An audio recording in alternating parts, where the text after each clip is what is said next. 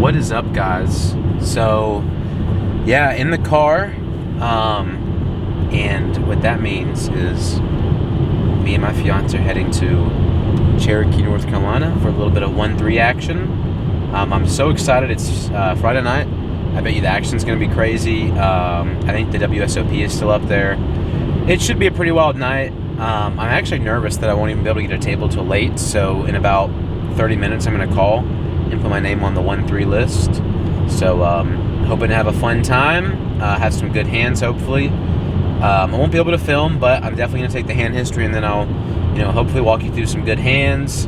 Definitely probably walk you through some bad hands. Just trying to get some good content out there. So anyways, I love you guys, and please like, subscribe, comment, and enjoy the video.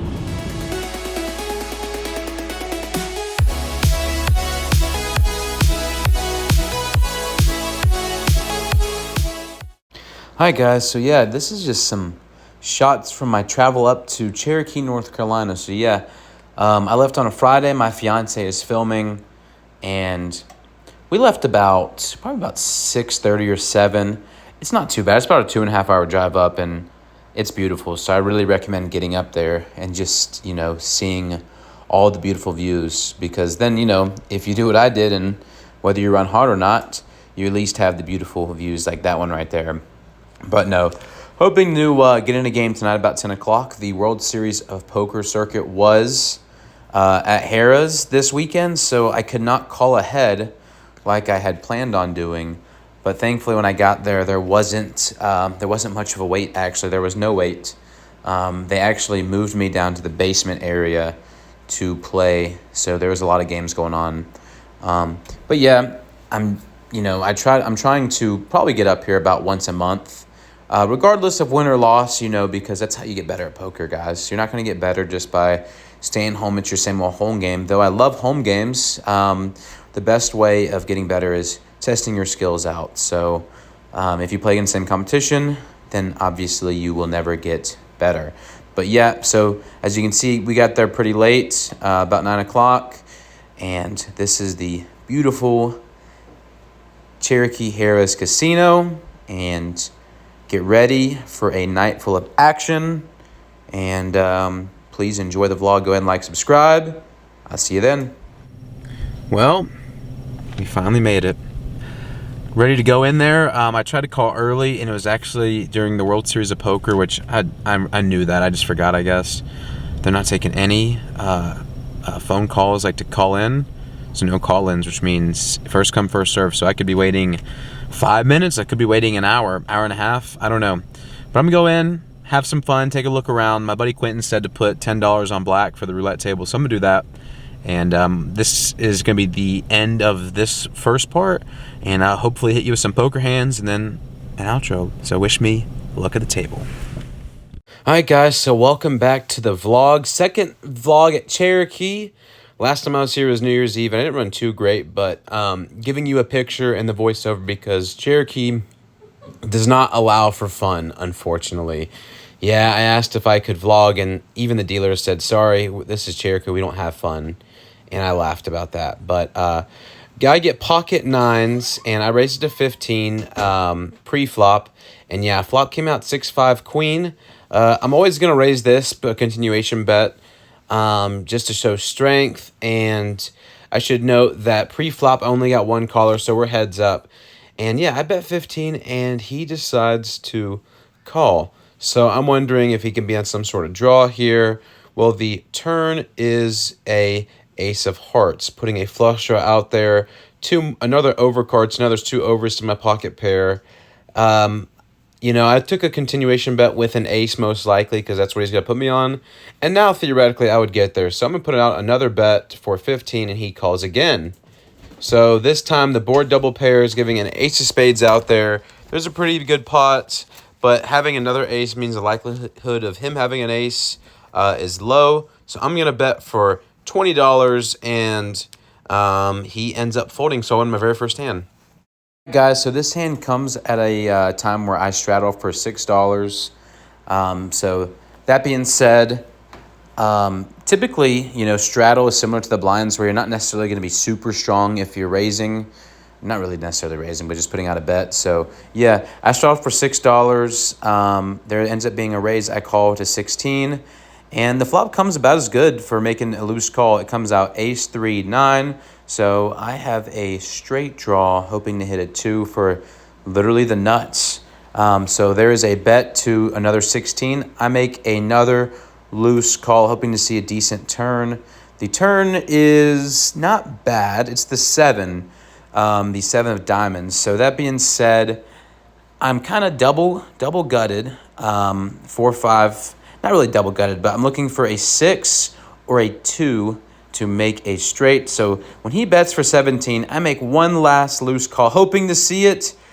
But of course, guys, you cannot wait for draws. When it comes the 8 of clubs, that's not what I wanted to see. So when he bets for 26, I can do nothing but fold.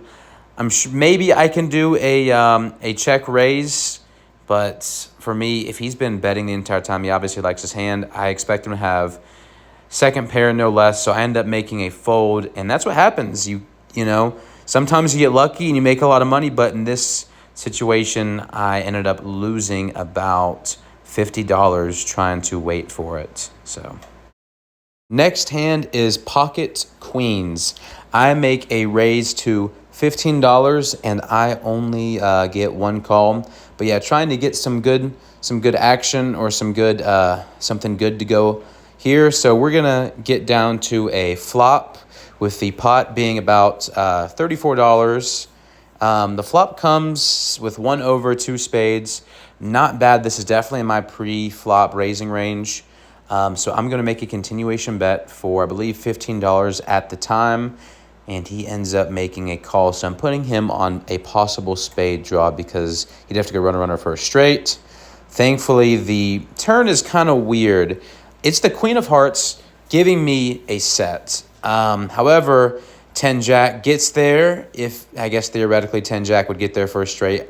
But I still have him on a spade draw. So I make another bet, this time to $20, which he thinks about it and he says, I got to see a certain card. He makes a call, and I'm nervous because I don't know what he's on. He could be on a combo draw, but the 8 of clubs comes out. So, yeah, Jack 10 was already there. So that's something that I realized after the fact. When I saw that 8, it didn't make me feel good. So I checked to him, hoping to induce like a bluff. I'm thinking 30 or 40 is what I would love to see him do. Maybe 50, I would just snap call. However, things get a little bit crazy here. When I check, he thinks and he raises, or he makes a bet of $100. So the pot's $234. This is the biggest pot I've seen, honestly, in a long time. So pot's $234. I don't know what to do here. I make a call and I end up winning. All right, guys. So I'm here in the, believe I was in the small blind, but yeah, that last hand, he ended up showing 9-10 for a pair with a spade draw.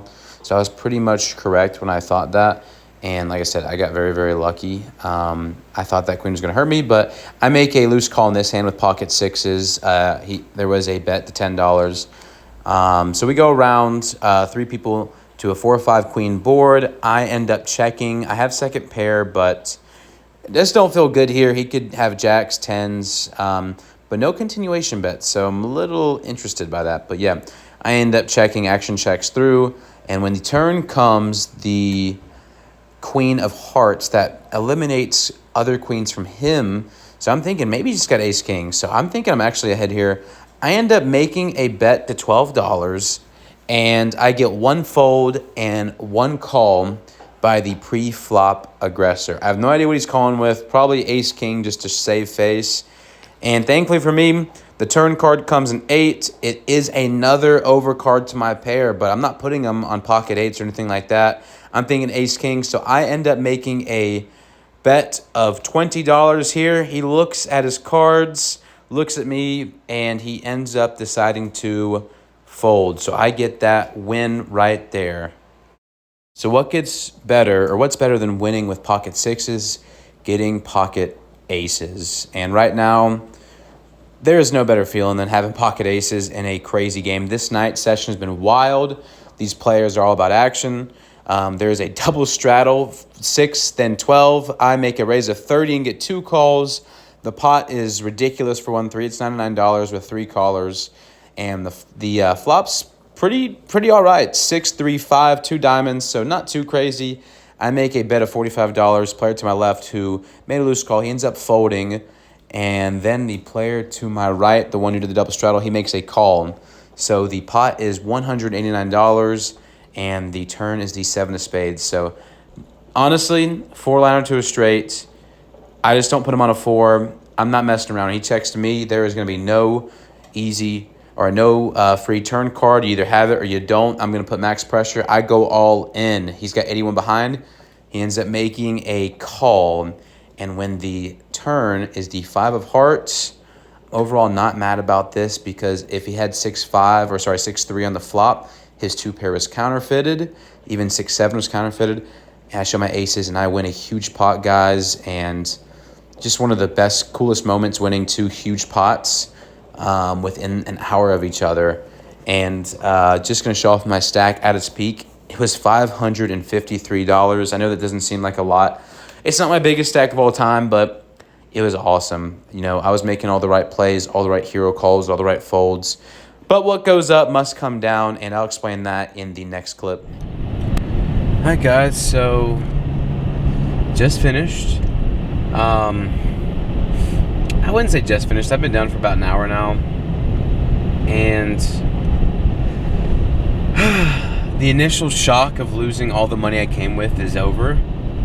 After being up by a lot too, that part really hurt. But overall,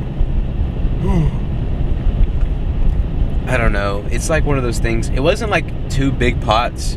It was like death by 1,000 cuts after really, sun running it up. Pocket aces, just crazy stuff, Essentially what happened, and I may go over this, is I'm up over 500 at this point.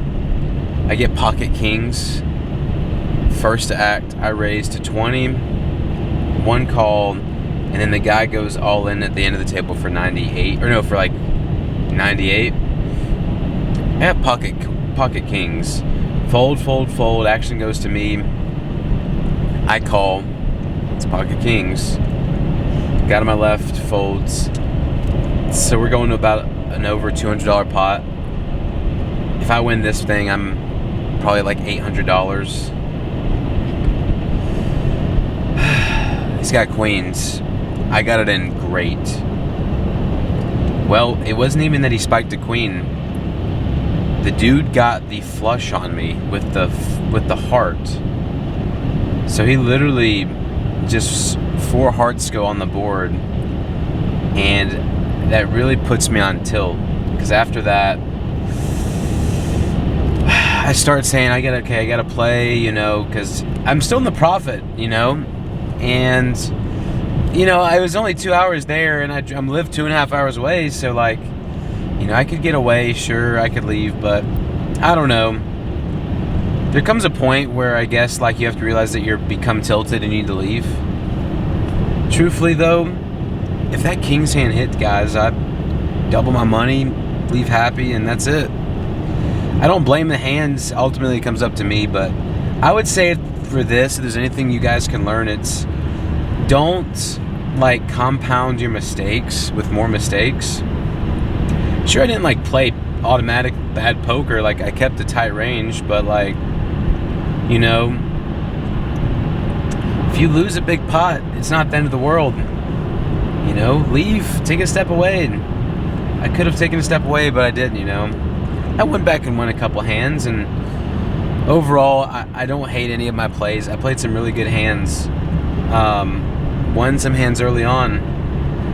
It's just one of those things though, guys, like, if I hit that, if that flush doesn't come, it's a crazy night, But I didn't take that money just thinking, I took it there knowing I was going to lose it, but I had fun. So I would say my goal was to create some good content. Hopefully I did that. Hopefully I can really show you guys these good pots.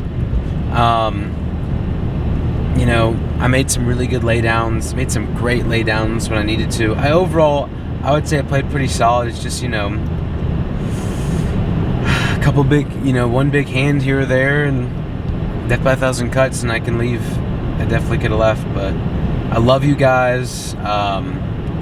Seriously, I love you guys. I love taking shots like this in the 1-3. I'm going to continue, to try to keep getting better. But overall, poker's also a mental game. I got to work on that too. Like, if I lose, being okay with it. So, I love you guys. I love my fiance for filming. And I will see you guys in the next vlog. Peace out.